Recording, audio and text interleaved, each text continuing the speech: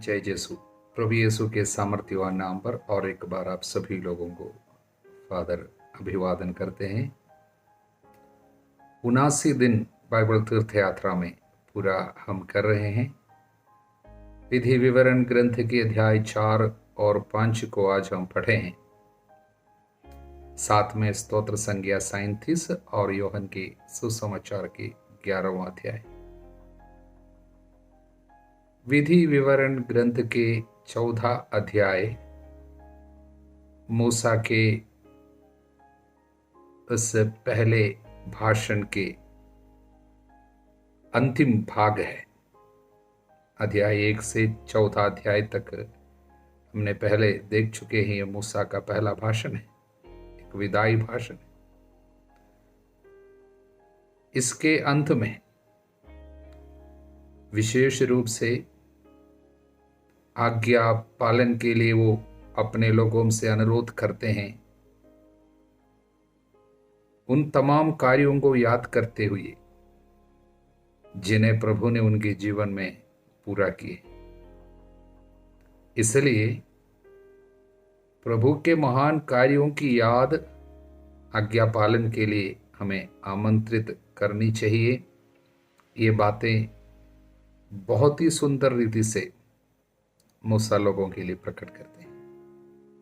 और आज्ञा पालन किस लिए करनी है, आज्ञा पालन की विशेष जरूरत क्या है, 5 कारण यहाँ पर अध्याय 4 के वचन 1 से 8 तक मूसा प्रकट करते हैं। पहली बात, ये जो आज्ञाएं मेरे द्वारा, यानी मूसा कह रहे हैं मेरे द्वारा जो आपको दी गई है, ये मेरा नहीं है बल्कि स्वयं सर्वशक्तिमान प्रभु का है, जिन्होंने आपको मिस्र की गुलामी से निकाल लाए।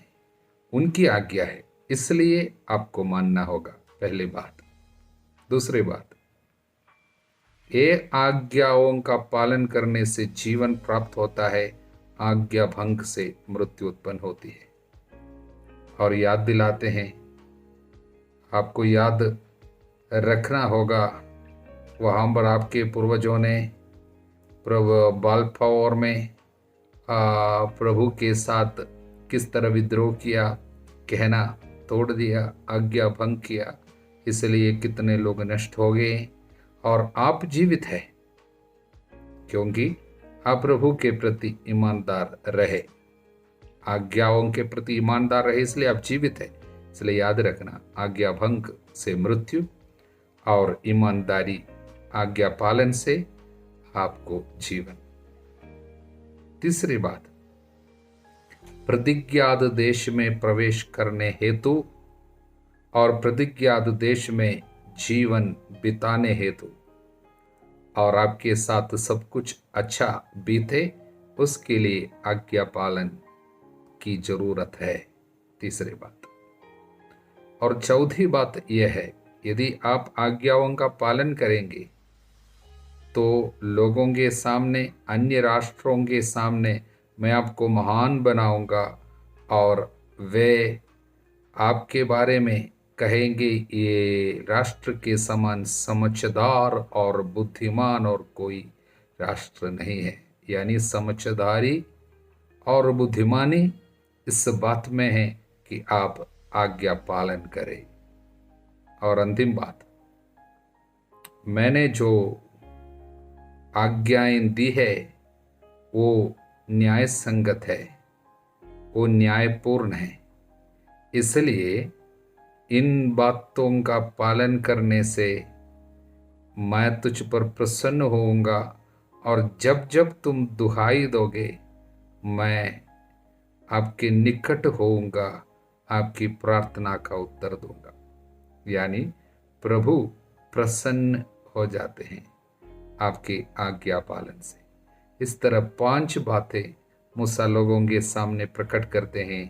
आज्ञा पालन की जरूरत इसलिए है, ये बताते हुए उनको उनसे अनुरोध करते हैं कि आप अपने जीवन में प्रभु के नियमों को कभी ना भूलिए, और प्रभु के महान कार्यों को बीते दिनों में जो उन्होंने आपके जीवन में पूरा किया उसको हमेशा याद रखिए। हालेलुया।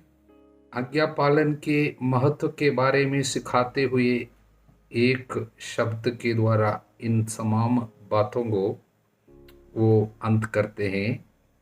उसके बाद मूर्ति पूजा को मना करते हुए उनके विरुद्ध कठोर चेतावनी दे रहे हैं। तो उसके पहले एक सुंदर वचन है, अध्याय 4 वचन 9, सावधान रहो, जो कुछ तुमने अपनी आंखों से देखा है उसे मत भूलाओ।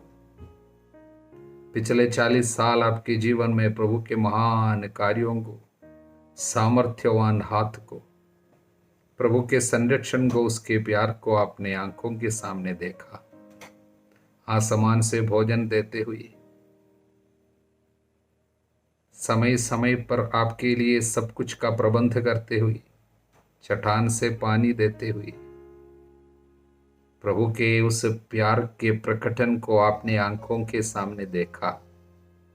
उसे मत भुलाओ, जीवन भर याद रखो और अपने पुत्र और पौत्रों को सिखाओ। प्रभु के महान कार्यों को याद रखना आध्यात्मिक जीवन की एक महत्वपूर्ण कार्य है, और उसके बारे में सिखाना, प्रभु ने जो महान कार्य किया उसको सिखाना, विश्वास को बांटना और धन्यवाद और कृतज्ञता आपके हृदय में निरंतर उमड़ पड़ना।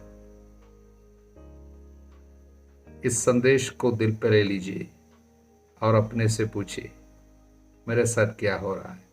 क्या मैं प्रभु के कार्यों को बराबर याद रखता हूं? उनके दिए गए आशीषों को क्या मैं याद रखता हूं? और ये बातें दूसरों के साथ, बच्चों के साथ और पौत्रों के साथ, यानी बच्चों के साथ क्या मैं बांटता हूं? क्या मेरे हृदय में उनके महान कार्यों के प्रति कृतज्ञता है?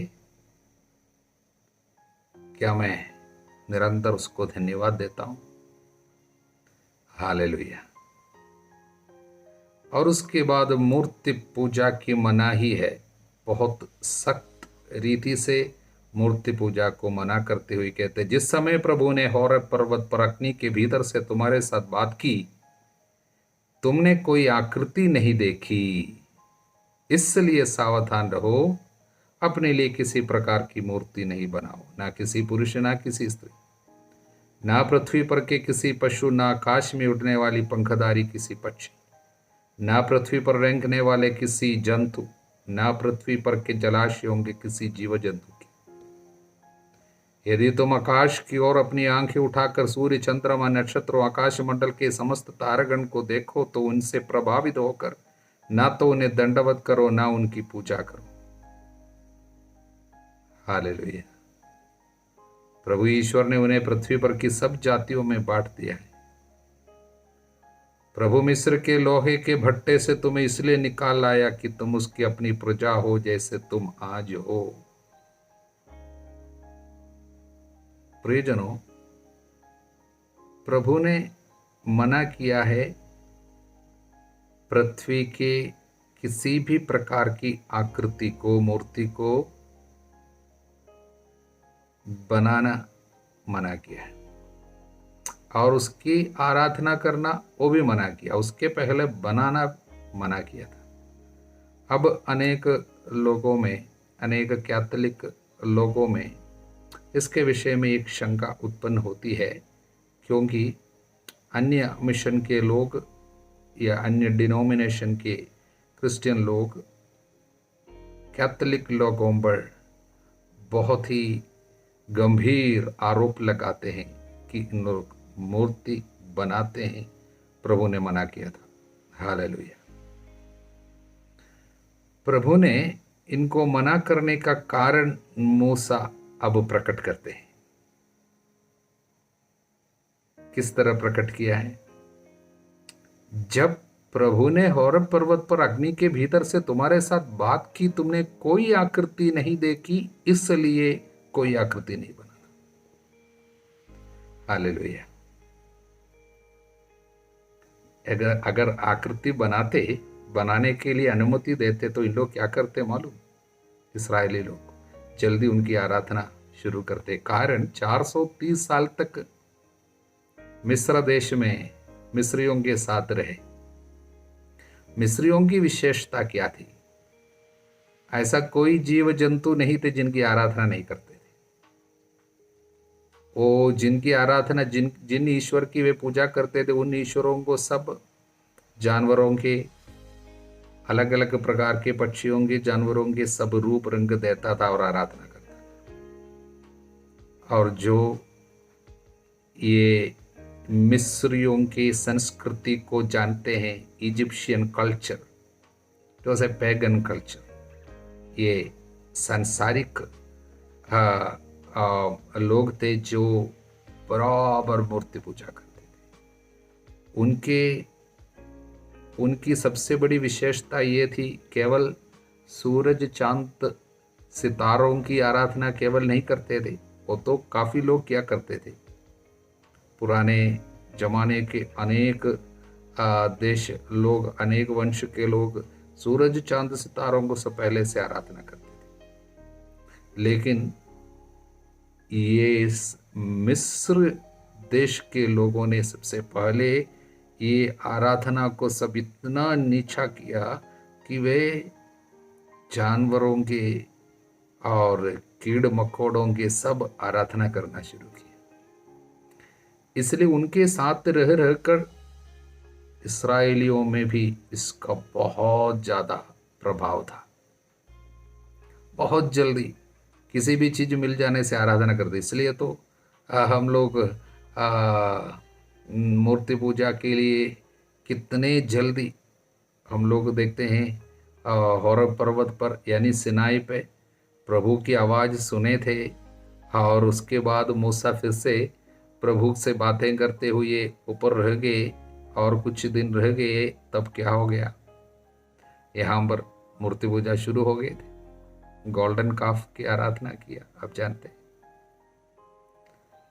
बहुत जल्दी मूर्ति पूजा की तरफ जाते थे, इसलिए प्रभु ने मना किया था।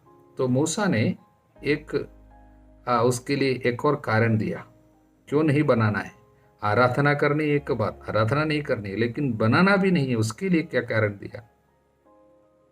प्रभु जब बात किया था, तुमने कोई आकृति नहीं देखी, केवल आवाज सुनी, इसलिए आकृति नहीं बना। इसलिए वो कारण नए विधान में अब नहीं रह गया है।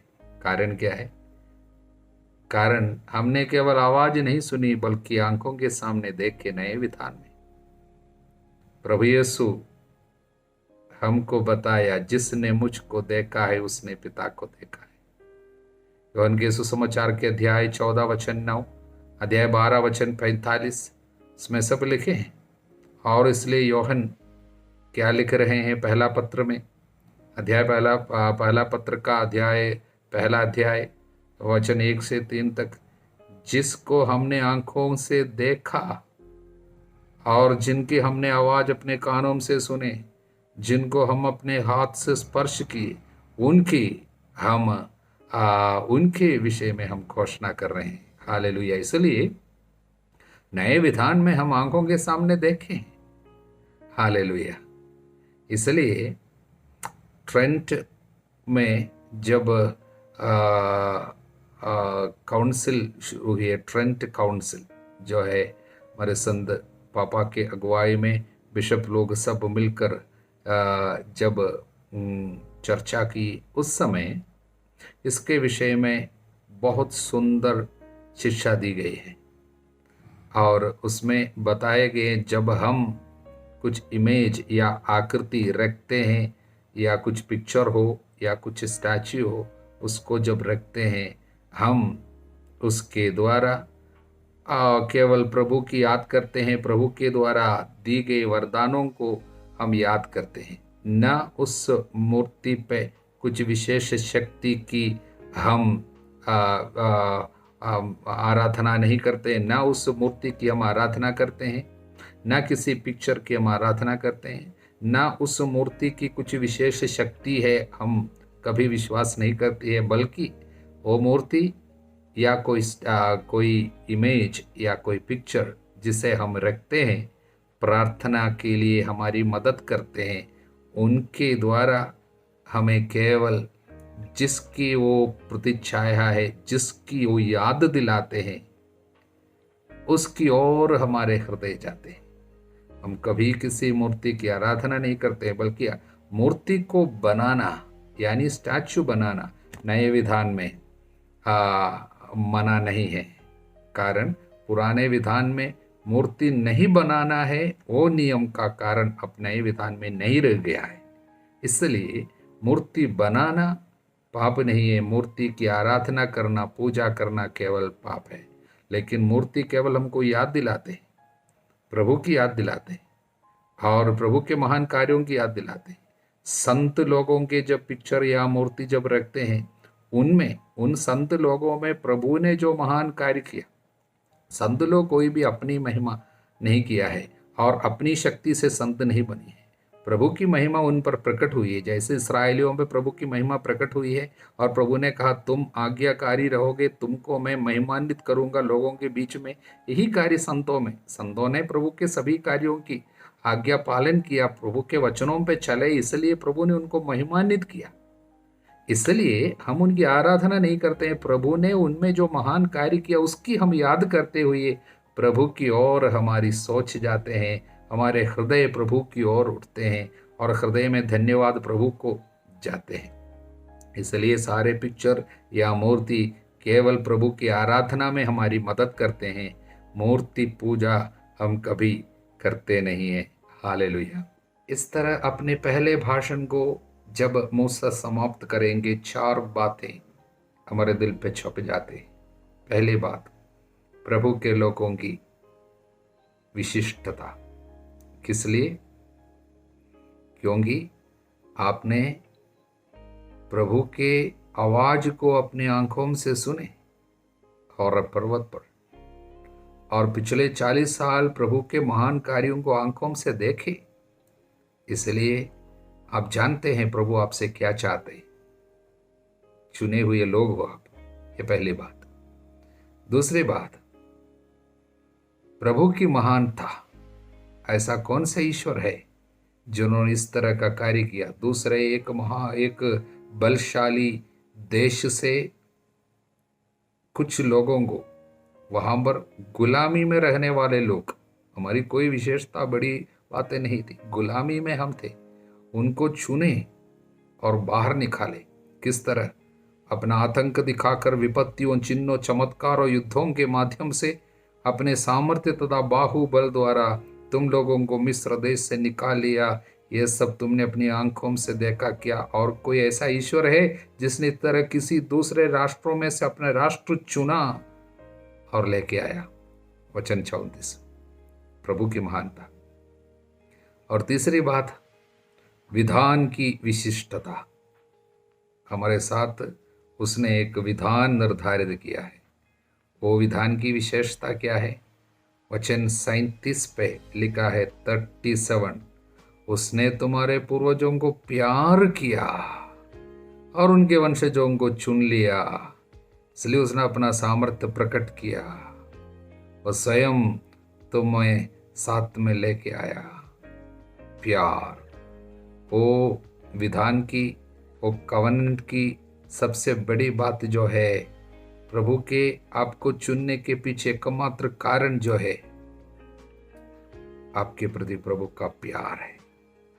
यही है इस विधान की विशिष्टता। प्यार से प्रेरित होकर पहली बार प्रभु के प्यार का प्रकटन इस पुस्तक में, विधि विवरण में प्रकट होते हैं, अध्याय 4 वचन 37 पे। हालेलुया, यही है। और चौथी बात, आज्ञा पालन की जरूरत है। प्रभु के प्यार को आपकी ओर से एक प्रति प्यार प्रभु चाहता है। किस तरह? आज्ञा पालन के द्वारा। आपको अपना प्यार प्रभु के प्रति कैसे प्रकट करना है? आज्ञा पालन के द्वारा। इसलिए इस आज्ञा पालन को बहुत ही जोर दिया हुआ है पूरे इस किताब में, पूरे इस पुस्तक में, विधि विवरण में आज्ञा पालन को बहुत महत्व दिया। प्यार है तो आज्ञा पालन करना। बाद में यीशु इसी बात को दोहराया, यूहन्ना के सुसमाचार के अध्याय 4 वचन 21 और वचन 23, यदि तुम मेरी आज्ञाओं का पालन करोगे तो सचमुच तुम मुझसे प्यार करते हो। यदि तुम मुझे प्यार करोगे, मेरे आज्ञाओं का पालन करोगे। प्यार करोगे, आज्ञा का पालन करोगे। यही बात यहाँ पर भी हम देखेंगे विधि विवरण के अध्याय 5 वचन 10 में, अध्याय 6 वचन 5 में, अध्याय 7 वचन 9 में, अध्याय 10 वचन 12 में, अध्याय 11 वचन 1 में, अध्याय 13 वचन 3 में, अध्याय 19 वचन 9 में, अध्याय 30 वचन 6 में, बराबर एक ही बात, आज्ञा पालन। प्यार करते हो, आज्ञा पालन। यदि तुम मुझे प्यार करोगे, मुझे आज्ञा पालन चाहिए। आज्ञा पालन की जरूरत है। प्रभु बराबर हमारे दिल पे एकदम छप जाने के लिए भेज रहे हैं। हालेलुया।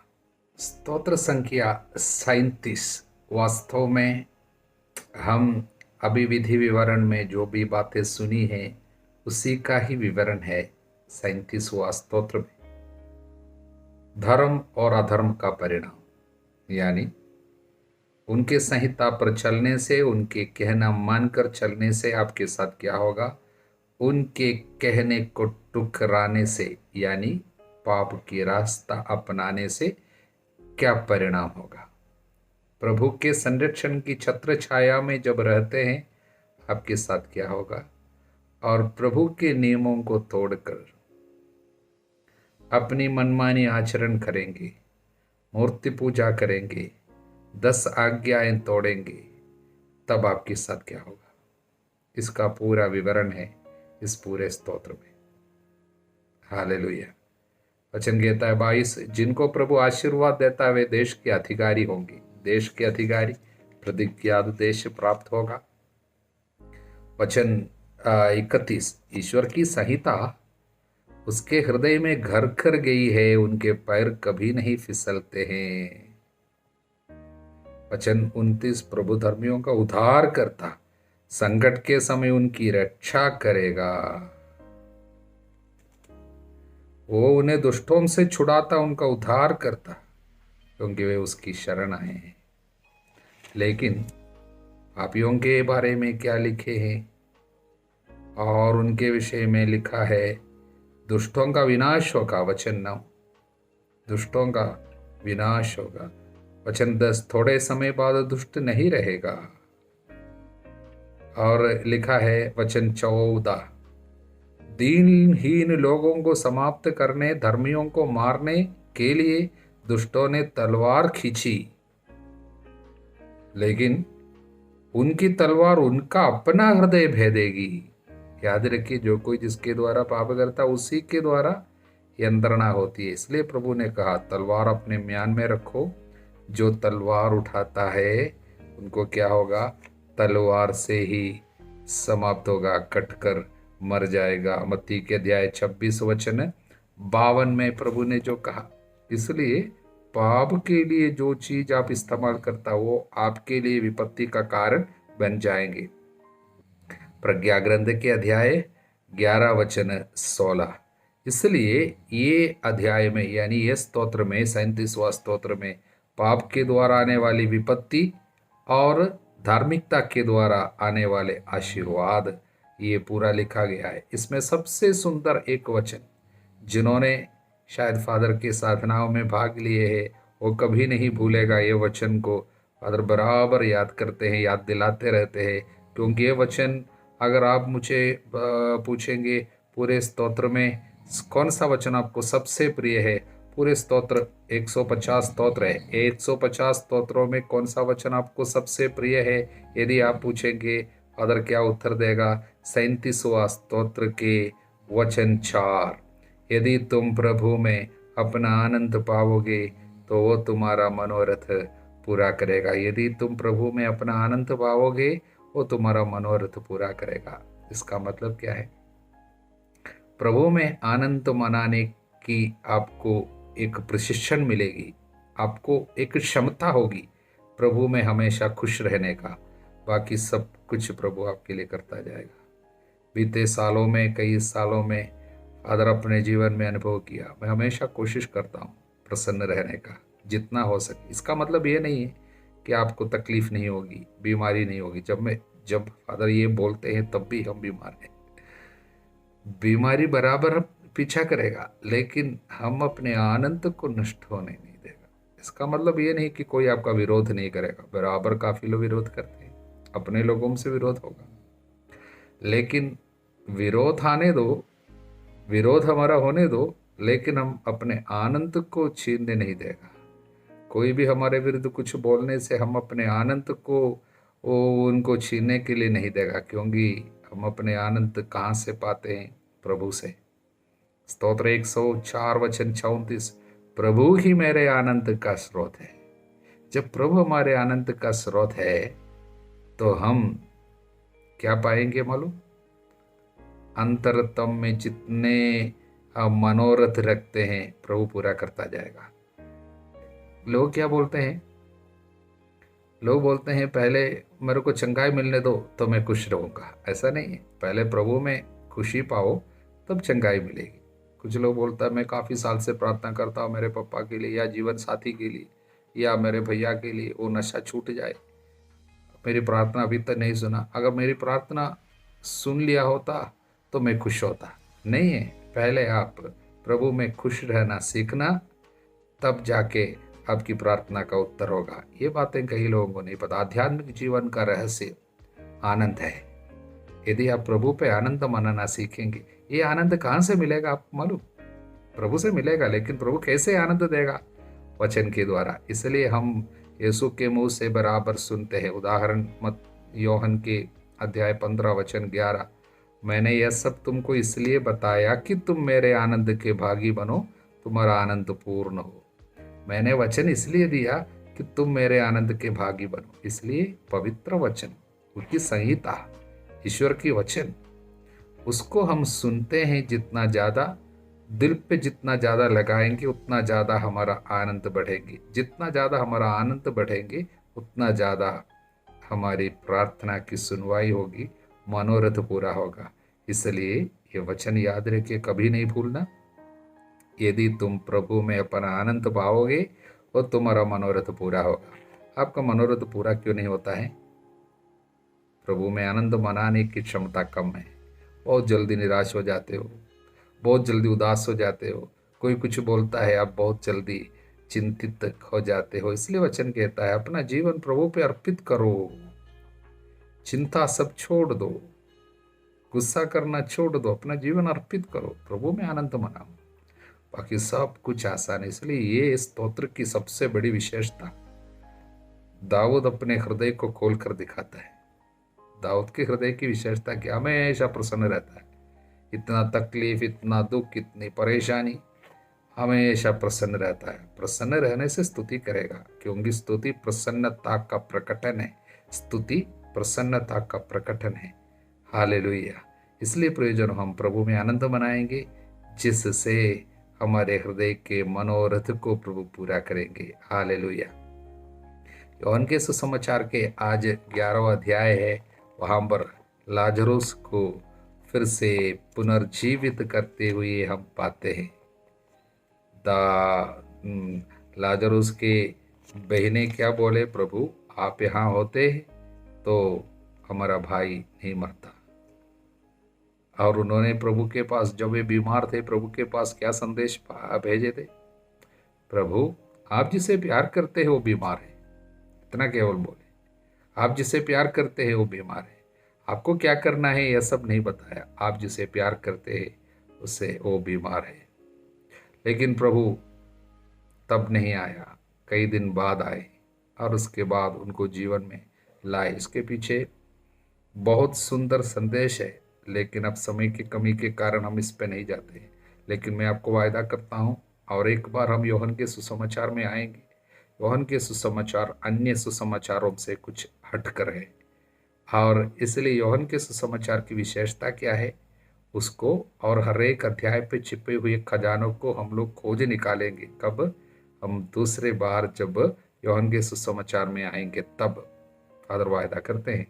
और उस समय हम अच्छा से समझेंगे, तब तक हम वचन को और इसके अंदर जितने महान रहस्य को छिपा कर रखे वो सब समझने के लिए हम लोग और कुछ प्रज्ञा प्राप्त करेंगे, क्योंकि वचन सुन सुन के, विशेषकर पुराने विधान के सारे कार्यों को सीख कर, और जब इस तीर्थ यात्रा समाप्त होने के पहले यौन के सुसमाचार में और पूरे सुसमाचारों में और एक बार जब हम आएंगे, तब हम उस समय विशेष ध्यान हमारा नए विधान में सुसमाचारों में होगी। उस समय हम अच्छा से समझेंगे। अब फिर से याद दिलाता हूँ, तब तक प्रियजनों, हर दिन वचन पढ़ने के लिए पीछे नहीं जाना। और कभी कभी व्याख्या हम देने के लिए समय लगते हैं, थोड़ा देरी हो जाते हैं, कारण हमारे कुछ तकलीफ वगैरह होती है। आप शायद प्रार्थना नहीं कर रहे हैं, लगता है। प्रार्थना करते रहना हमारे लिए भी। और जितने लोग 4000 लोग से ज़्यादा इस बाइबल तीर्थ यात्रा में दुनिया के कोने कोने से भागी बन रहे हैं, इसलिए उन सभी लोगों के लिए प्रार्थना करना।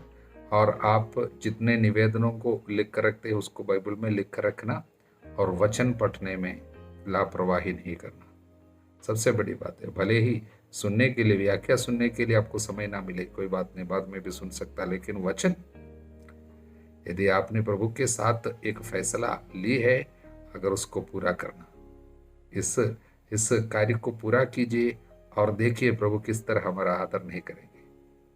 हालेलुया। प्रभु की ईसा मसीह की कृपा, ईश्वर का प्रेम, पवित्र आत्मा का साहचर्य आप सभी लोगों के साथ बनी रहे, अब सदा सर्वदा अनंत काल तक। आमीन।